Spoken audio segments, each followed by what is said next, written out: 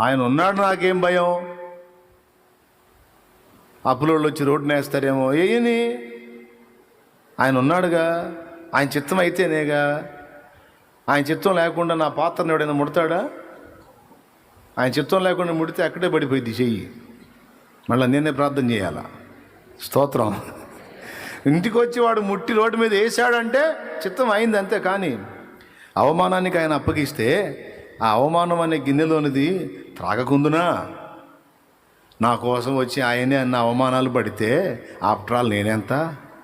రాజాది రాజే వచ్చి అన్ని అవమానాలు పడి అంత సహిస్తే ఏది నేను చేసిన పాపాలకి ఆయన అన్ని బాధలు పడితే నేను చేసిన అప్పులకి నేను ఇంత అవమానం పడతా కదా? అరే రే, ఏం ఫీల్ అవుతారో. ఎలా పడితే అలా మాట్లాడుతున్నారు. చచ్చిపోవాలనిపిస్తుంది. పో పాతాళానికి బా, చచ్చిపో, అగ్నిగుండానికి దూకు. ఏంది పోయేది? చచ్చిపోయేది. అవమానపరిస్తే అవమానం పొందు. నిన్ను అవమానపరిచిన వాళ్ళు అంటూ ఉండాలి. ఎందుకంటే రేపు నిన్ను దేవుడు ఆశీర్వదించినప్పుడు వాళ్ళు తల దించుకోవద్దు. దించుకోవాలా లేదా? ఆ అనుభవాలు ఇస్తే ఆనందంగా స్వాగతించు. దేవుని మహాకృపను బట్టి కొంతమంది ఘనపరిచే వాళ్ళు ఉన్నా, కొంతమంది అవమానపరిచే వాళ్ళు ఉన్నా, రెండింటినీ కలిపి సంతోషంగా స్వాగతించాం. ఒకప్పుడు అవమానపరిచిన వాళ్ళందరూ ఇప్పుడు తల దించుకొని పక్కకి వెళ్ళిపోతూ ఉన్నారు. అందుకే పాట పాడుకున్నా. నీ స్థితి చూసి నవ్విన వారే సిగ్గుపడే దినమొచ్చేనులే. నీ స్థితి చూసి నవ్విన వారే సిగ్గుపడే దినమొచ్చేనులే. విడుదల సమీపించెను, నీకు వెలుగు. ఆమేన్. విడుదల సమీపించెను, నీకు వెలుగు ఉదయించును. చెమ్మగిల్లు కళ్ళలోన కన్నీళ్ళెంత కాలం, కష్టాల బాటలోని సాగదు పయనం. బిడుగడి సమీపిసిదే, నిన్ను వెళకు ఉదయిసిదు.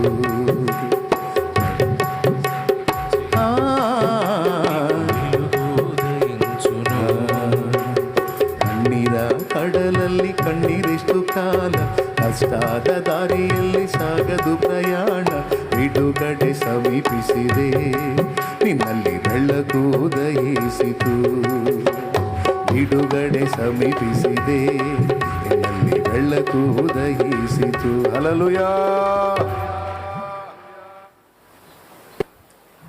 యేసుక్రీస్తునందు మనకి విడుదల దొరికింది. స్వస్థత దొరకలేదా? శాంతి సమాధానాలు చెప్పు. పరిశుద్ధాత్మ, ఆత్మరక్షణ, పాప క్షమాపణ, అవసరాలకు సమాధానం. ఇంకేం కావాలి? ముగింపు. క్రీస్తు యేసునందు అన్నీ దొరికాయి. నీకు కావాల్సినవన్నీ ఆయనలోనే ఉన్నాయి. ఏం కావాలి? యేసుకెళ్ళే చూడు, యేసుకెళ్ళే చూడు. భయం కలిగిందా? ఆయనకెళ్ళి చూడు, ధైర్యం దొరుకుతుంది. ధైర్యం. ఎంత ధైర్యం! నిత్య జీవం దొరికింది క్రీస్తు యేసునందు. దేవుని కుమారుడు, కుమార్తె అనిపించుకునే కుమారత్వం, కుమార్తె తత్వం దొరికింది. దేవుణ్ణి నాన్న, అబ్బా, తండ్రి, అయ్యా, డాడీ, డాడీయోయ్ అనుకునే అంత స్వతంత్రం దొరికింది దేవునితో, దేవుని దగ్గర. లేకపోతే ఇంత చనువు ఎక్కడదమ్మా మనకి దేవుడితో? మనమే పెద్ద పరిశుద్ధులమైంది. మనము మన బతుకులు, మనం వచ్చి దేవునితో ఇంత చనువుగా వ్యవహరిస్తున్నామంటే ఎవరి దయ? క్రీస్తు యేసునందు దొరికింది మనకి ఈ సామీప్యం తండ్రితో. ఆ దహించు అగ్ని అయిన దేవునితో ఈరోజు కూర్చొని డాడీ, తండ్రి, అబ్బా, అయ్యా, నానా, నానా అనే అంత స్వాతంత్ర్యం క్రీస్తు యేసునందు దొరికింది.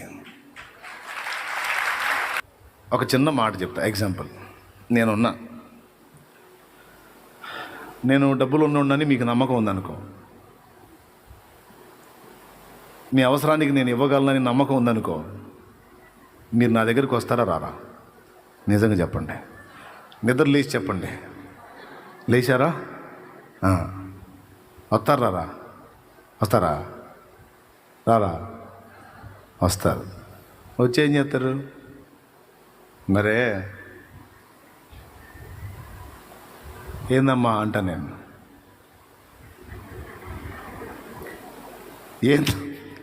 ఏందమ్మా అంటాను.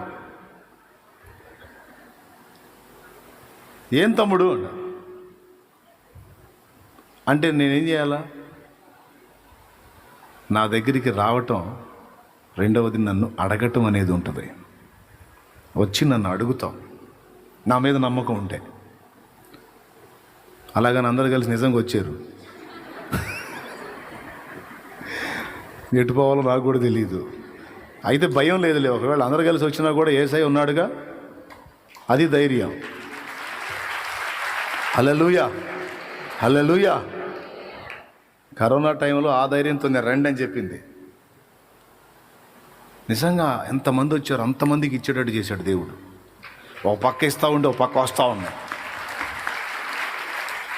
మామూలు విషయం అసలు. ఈరోజు ఇప్పుడు ఈ పరిచర్య జరగటం కూడా ఒక వింతే.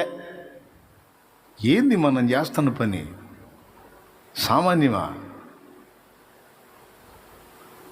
ఒక నెలకొచ్చి 40 నుంచి 50 క్వింటాల రైస్ వండి పెట్టడం అంటే ఏంటండి? ఎట్లా సాధ్యం? ఆయన వైపు చూసినందున జరుగుతుంది ఈ కార్యం అంతా. ఖచ్చితంగా సమాధానం పొందుతాం. శ్రీమంతుడు అద్వితీయుడైన నా ప్రభు, ఆయన మీద మనం నమ్మకం పెట్టుకొని, దేవా సహాయం చేయవా అని ఆయన దగ్గరికి వెళ్ళి మోకాళ్ళుని చేయి జాపితే, మనిషిని నేనే అంత సీరియస్గా తీసుకున్నప్పుడు దేవుడు ఎంత సీరియస్గా తీసుకుంటాడు? కాకపోతే మనం ఆయన అనుకోం. అందుకే తప్పకుండా మనం ఆనుకుందాం, సమాధానం పొందుదాం. నమ్మితే రా, మోకాళ్ళ మీదకి రా.